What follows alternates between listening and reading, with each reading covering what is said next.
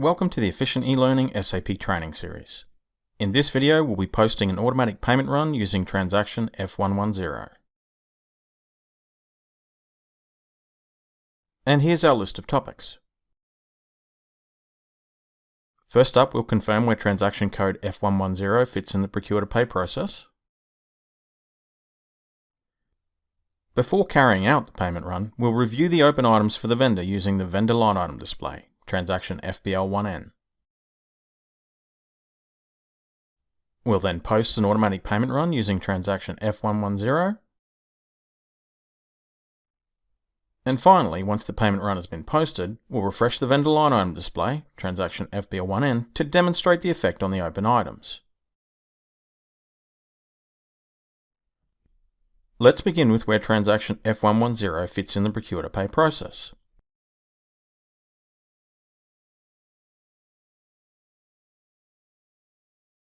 All of the steps prior to payment, up to and including posting of the vendor invoice, are now complete. Transaction F110 sits within the post-payment step and is completed by the Accounts Payable department.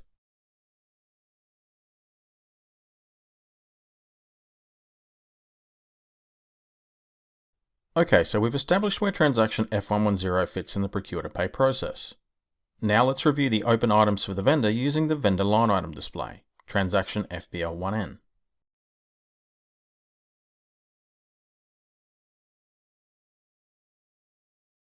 Navigate to folder Accounting, Financial Accounting, Accounts Payable, and Account. Now double-click on transaction FBL1N, vendor line item display.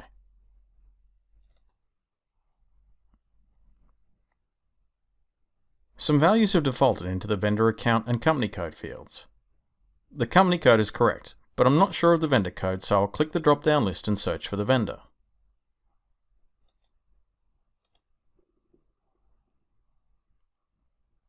Click in the name field, type XYZ*, and then click the Start Search button.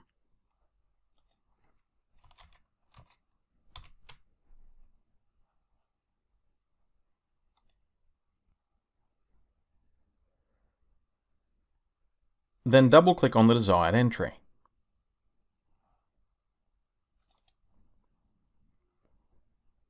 We can now choose the line item selection.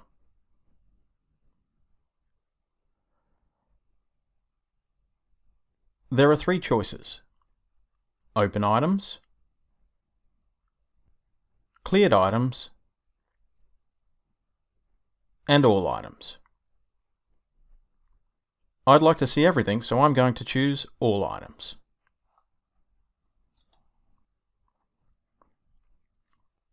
And in the Type section, I'm simply going to leave it as the default value, Normal Items. Now click the Execute button to run the report.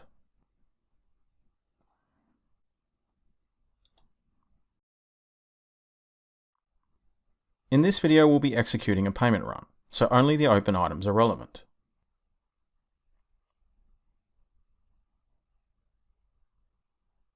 Let's review each document and identify whether it will be cleared when we post the payment. This first entry is a non-PO invoice, document type KR, that is long overdue and is not blocked, so I expect it to be picked up in the payment run. The next three entries are invoices posted against a purchase order, document type RE. All three invoices are also long overdue and are not blocked for payment. So again, I expect these to be picked up in the payment run. This next non-PO invoice is not due for payment for 20 days, so I would expect it to be excluded from the payment proposal. Likewise, this invoice posted against a purchase order will also be excluded, but for a different reason. That is, the invoice is blocked for payment with blocking reason R, invoice verification. This invoice has been posted to demonstrate how the payment program deals with invoices that fall due for payment after the current payment run, but before the next payment run. As you can see, the invoice is not currently due for payment, but will become due in 3 days' time. And finally, we have a non-PO credit note, document type KG, and a credit note posted against a purchase order, document type RE. Both documents are long overdue and don't have a payment block, so they should be picked up in the payment run. Before proceeding, let's drill down to one of the open items to demonstrate how the vendor line item appears before and after payment. Double-click on this non-PO invoice.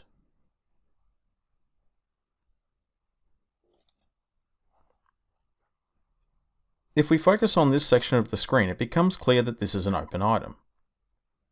If the line item had been paid, there would be an additional row of fields showing the clearing date and the clearing document. Click the green back arrow to return to the vendor line item display.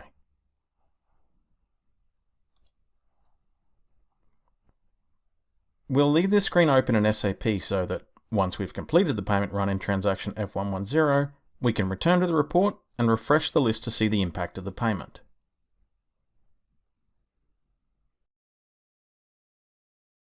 We'll now post an automatic payment run in SAP using transaction F110. Before we start, it's important to note the 4 steps in a payment run, often referred to as the 4 Ps. Parameters, that is, the selection criteria for a payment run. Proposal, creating the proposed list of payments. Payment, posting payment documents using the payment proposal details. And printout, printing checks and remittance advices and generating the payment file for the bank. For the sake of simplicity, we'll focus on the first 3 steps only: parameters, proposal, and payment. Time permitting, we'll create a separate video including the printout step to cover a more complex scenario including the bank payment file.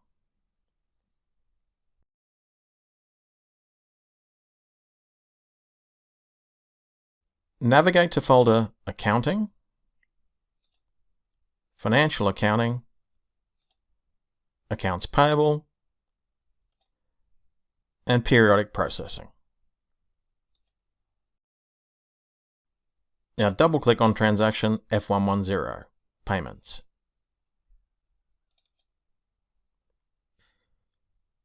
The first field we need to populate is the run date field. This is the date of the payment run. Click in the run date field and enter today's date.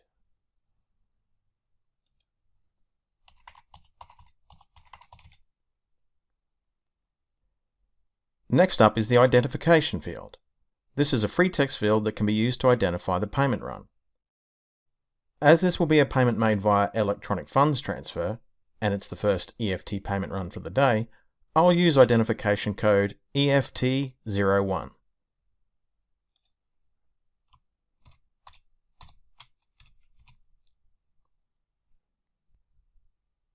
Note, if the payment was via check, I would have used identification code CHQ01 to represent the first check payment for the day. Click on the Parameter tab to commence entering the selection criteria for the payment run.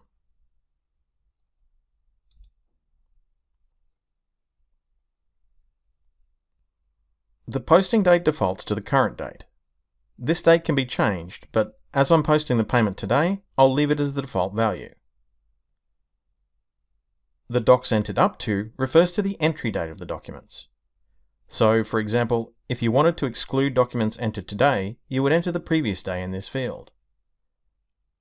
I'd like all documents entered up to and including today to be included in the payment run, so again, I'll leave this field as the default value. We now move down to the Payments Controls section.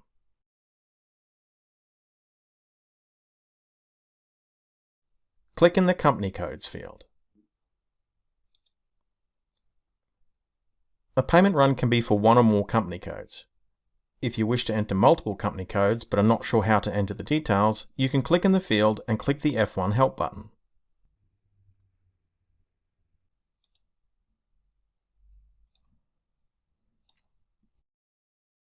As you can see, multiple entries can be separated by a comma, ensuring there are no spaces, and ranges can be defined the same way, but surrounded by curved brackets or parentheses.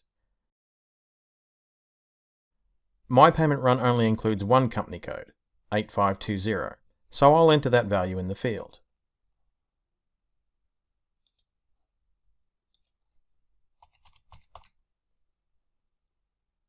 If I then click in the Payment Methods field, I can click the drop-down list and select the list of payment methods for the payment run.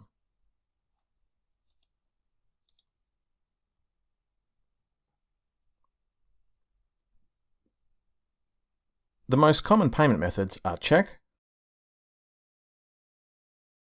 and bank transfer, sometimes referred to as electronic funds transfer, that is, transferring money directly to the vendor's bank account. In this payment run, we'll be paying by bank transfer, so select the entry and then click the left arrow to move it to the left.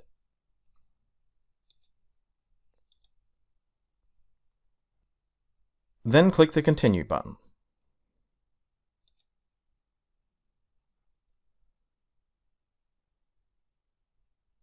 Now click in the next payment run date field.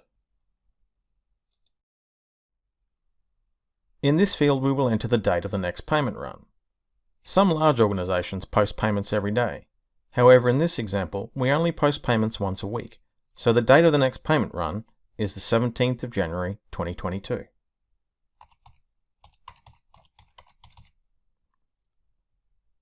So why does the payment program need to know the date of the next payment run? Clicking the F1 Help button provides an explanation.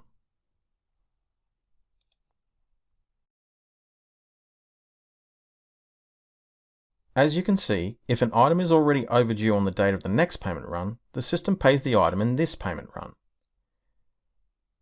When we checked the vendor line item display earlier, there was an invoice that was due in 3 days' time. Because our next payment run is in 7 days' time, and that invoice will be overdue by then, the payment program includes the invoice in this payment run.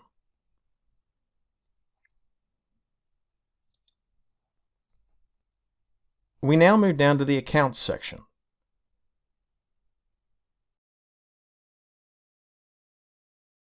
You can enter a single vendor or a range of vendors, and if required, you can click on the Multiple Selections button and choose multiple single entries and/or multiple ranges.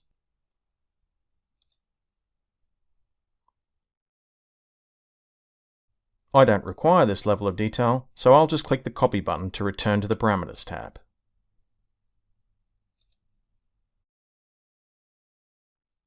In this payment run, I'm only interested in a single vendor, so I'll click the drop-down list to search for the relevant vendor code.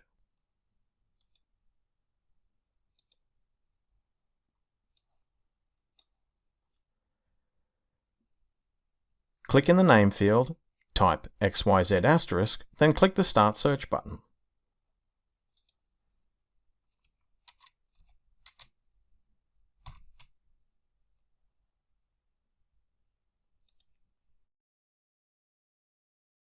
Then double-click on the desired entry.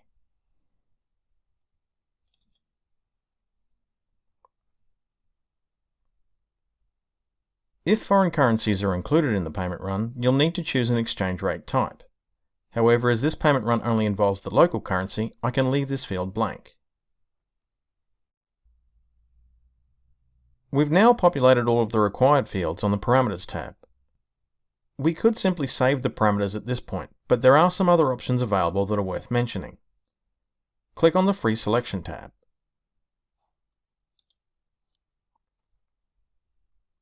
On this tab, you can include or exclude certain documents based on the list of available selection criteria fields.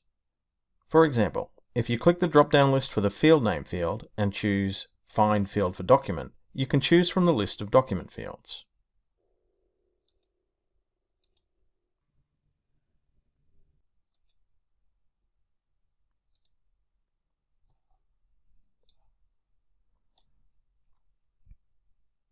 A common use of this functionality is excluding individual documents from the payment run using the Document Number field.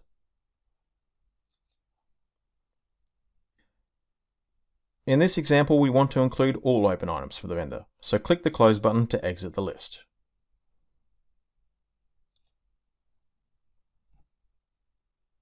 Now click on the Additional Log tab. For this payment run, we want to include as much information as possible, so I'll set the checkboxes for Due Date Check, Payment Method Selection in all cases, and line items of the payment documents.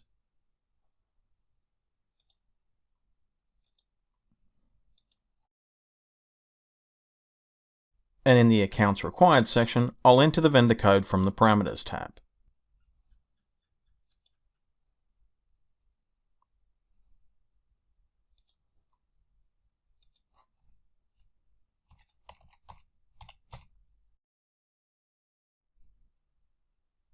Now that we've specified the details for the logs, we can click on the Printout Data Medium tab.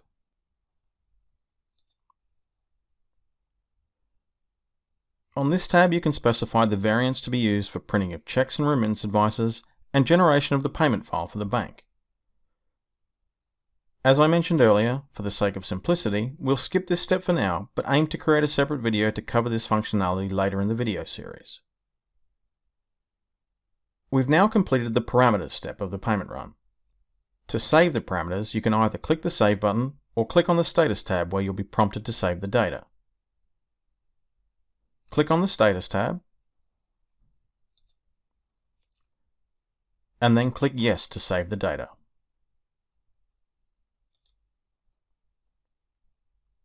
Note the message at the bottom of the screen.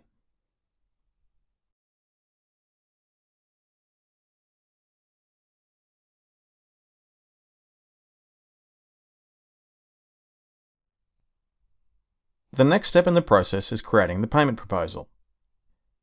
In my screen, the Schedule Proposal button is currently visible. However, if the button is not visible, you can click the Status button to refresh the screen to see the available options.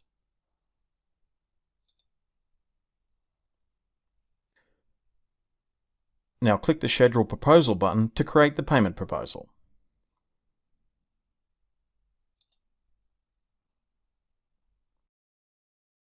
You can schedule the proposal for a future date and time. However, in this example, we'll create the payment proposal now. Click the Start Immediately checkbox, then click the Schedule button.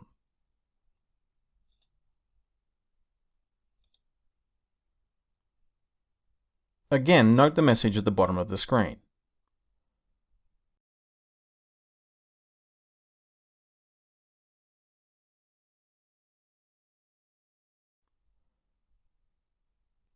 Also note this information on the Status tab. To refresh the status and access all the available options, click the Status button.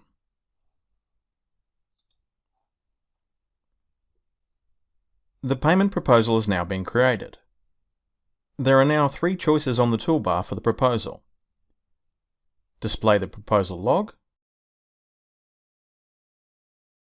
display the proposal, and edit the proposal. First, let's click on the Display Proposal Log button.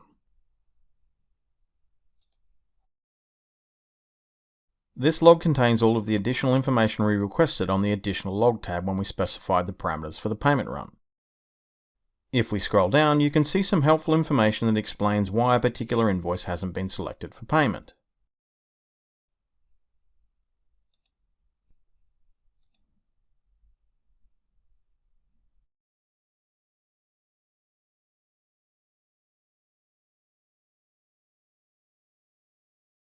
Click the green back arrow to return to the previous screen.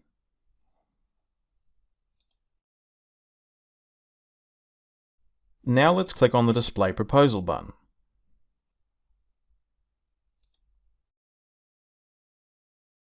As you can see, there are 2 items. Exception, for the documents that haven't been included in the payment.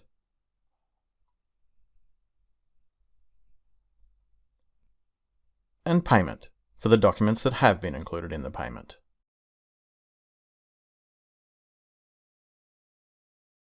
Let's begin by analysing the exceptions. Double-click on the exception line to view the list of documents.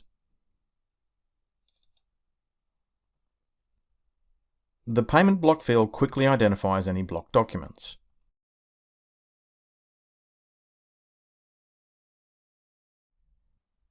However, if you wish to see the relevant message explaining why the document was flagged as an exception, simply double-click on the line item.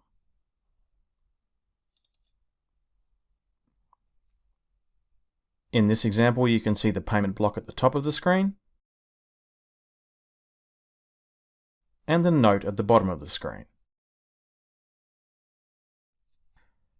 Click the Continue button to return to the list of exceptions.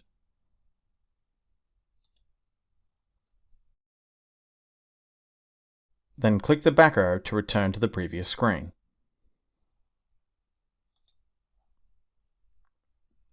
Now let's review the proposed payment. Double-click on the payment line item to view the list of documents.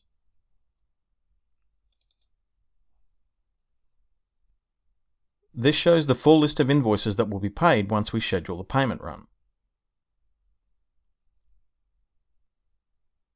Click the green back arrow to return to the previous screen.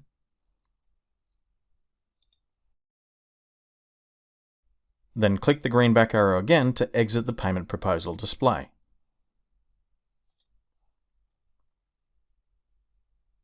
The last of the three buttons for the proposal is Edit Proposal. If you click this button, you can change the proposed payment items. For example, you can drill down to a particular invoice and set a payment block to prevent the invoice being picked up in this payment run.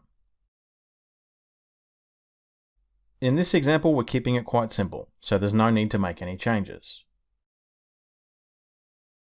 We're now ready to make the payment, so click the Schedule Payment Run button.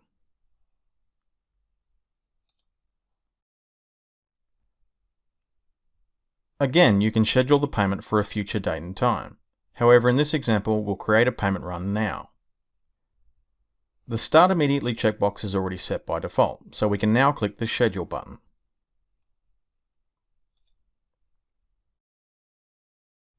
Note the message at the bottom of the screen,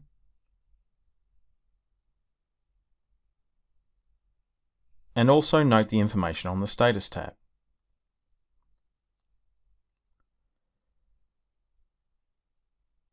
To refresh the status and access the available options, click the Status button.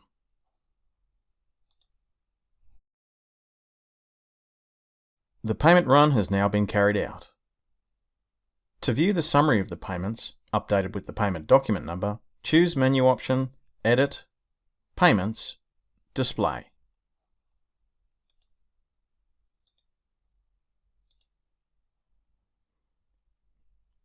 Note the payment document number.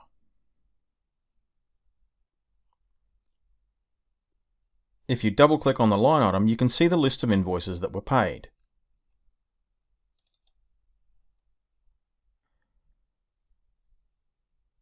Click the green back arrow twice to return to the main payments screen.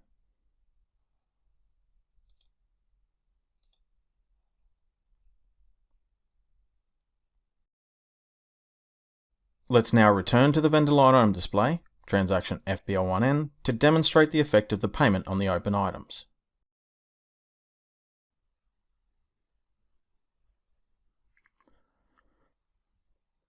This is the position before the payment run was executed. By clicking Menu option List Refresh, you can now see the line items that were cleared by the payment run, together with the exceptions that were excluded and still remain as open items.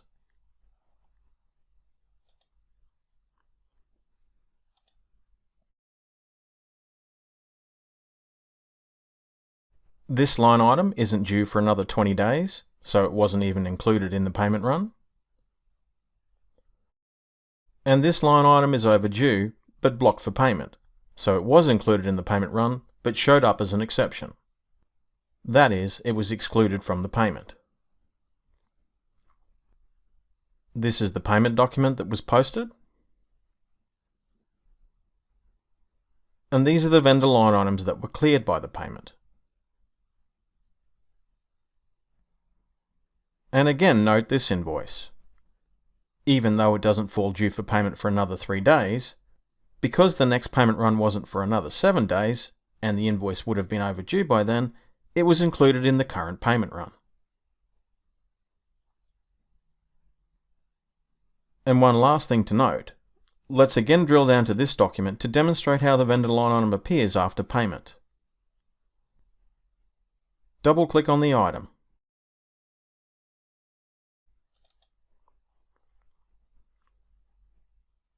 If we focus on this section of the screen, it becomes clear that this is now a cleared item. That is, the invoice has been paid. This is indicated by the additional row of fields showing the clearing date and the clearing document, in this case the payment document. Click the green back arrow to return to the vendor line item display.